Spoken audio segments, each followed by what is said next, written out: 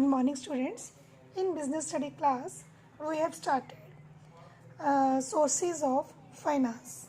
Sources of finance that include two types of the sources from the company point of view, that is owned fund, owner's fund, and a borrowed fund.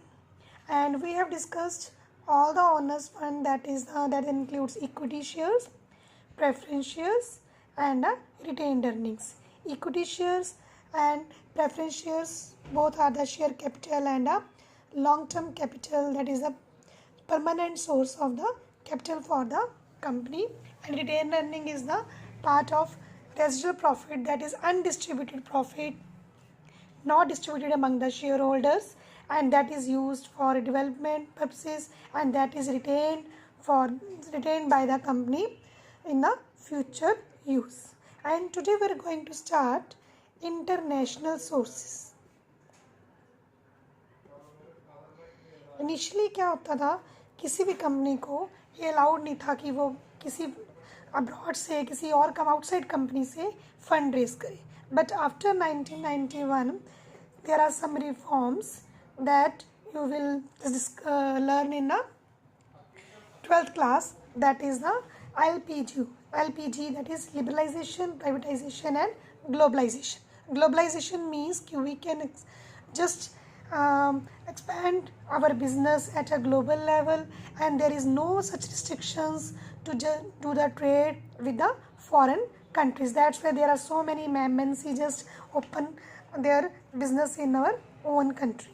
So it means after there is a 1991, after there is a reform, then any country, any company just raise the funds outside the country. Outside the country में जैसे कि India की company है, for example Reliance company है, रिलायंस ने fund raise करने हैं तो वो शेयर्स की जगह क्या इशू करेगी, GDRs, जिसको क्या है फॉरेन इन्वेस्टर्स जो नॉन रेजिडेंट इंडियंस हैं वो अपनी मनी इंडियन कंपनी में इन्वेस्ट करते हैं.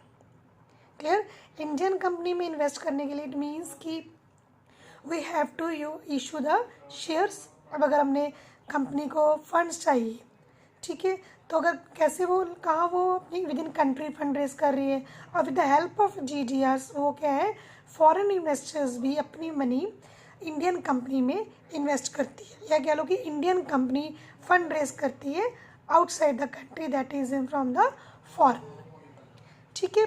सो GDRs, that is the full form is global depository receipt.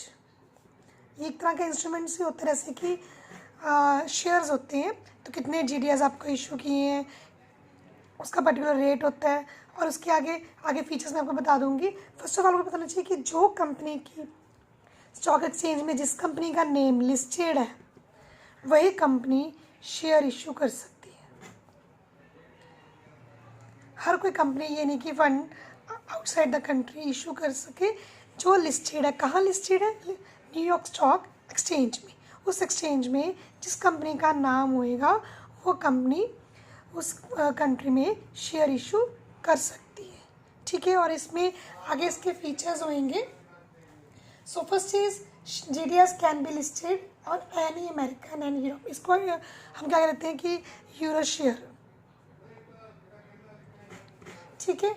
So it can be listed in any American and European stock exchange. ठीक है. जिस कंपनी का नाम होएगा वही कंपनी इशू कर सकती है. 1 GDR represent more than 1 share. ठीक है. फॉर एग्जांपल अगर एक शेयर है वो 1 GDR है, इट मीन्स कि उसकी वैल्यू 2 शेयर हो सकती है.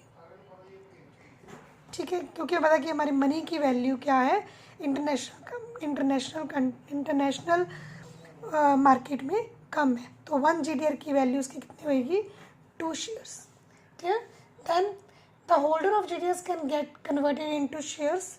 और जब भी GDRs को कभी भी वो चाहे शेयर्स में कन्वर्ट करके या उसको, और ये भी क्या होते हैं सेल और परचेज होते हैं लाइक अदर शेयर्स. क्लियर. तो ये भी क्या होते हैं ऑनर्स ऑफ कंपनी होते हैं. क्लियर. सेल और कन्वर्ट भी कर सकते हैं GDR को शेयर्स में, सेल परचेज भी कर सकते हैं, and they also get a dividend as they are the owners, और इनको भी डिविडेंड आउट ऑफ प्रॉफिट मिलता है. क्लियर। सो GDRs मेनली किस में इशू होते हैं?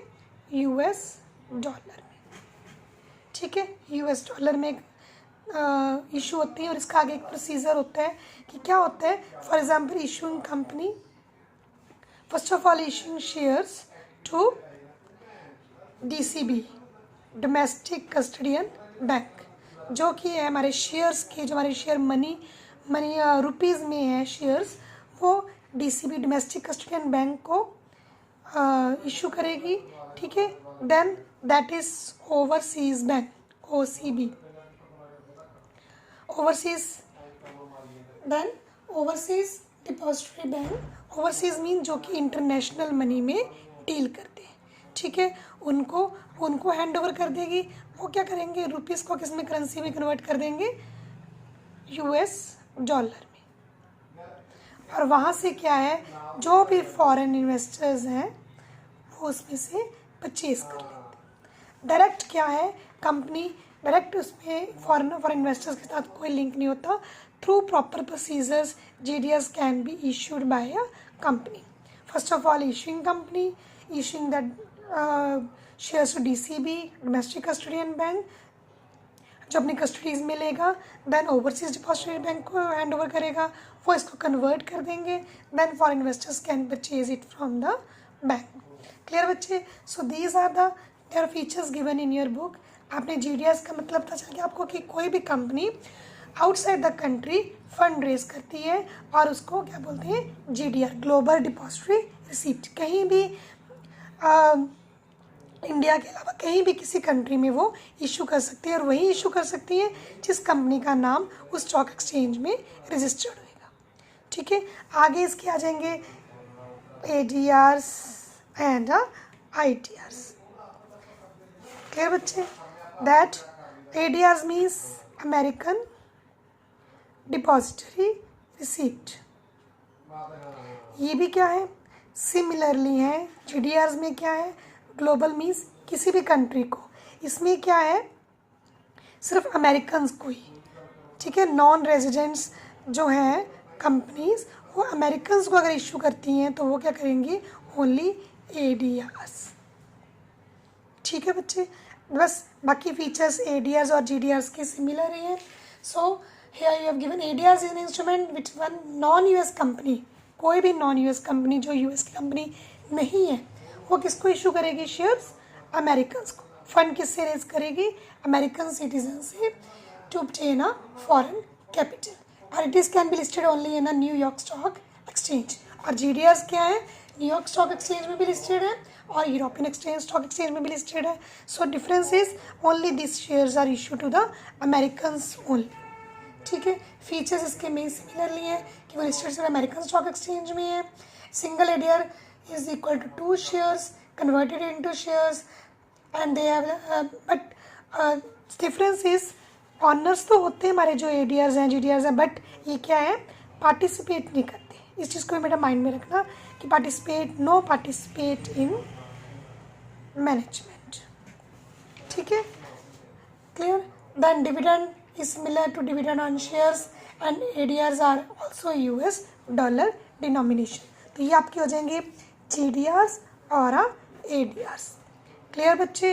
International sources of finance, there that any company just raise the funds from outside our own country. Clear बच्चे। और ये फीचर्स आपने बुक में से डेफिनेशंस और इसके फीचर्स और प्रोसीजर प्रिपेयर करना, ये आपके सिलेबस में इसका कंसेप्ट है, तो ये अच्छे से कर लेना, ठीक है। नेक्स्ट रह जाएगा हमारा आइडिया।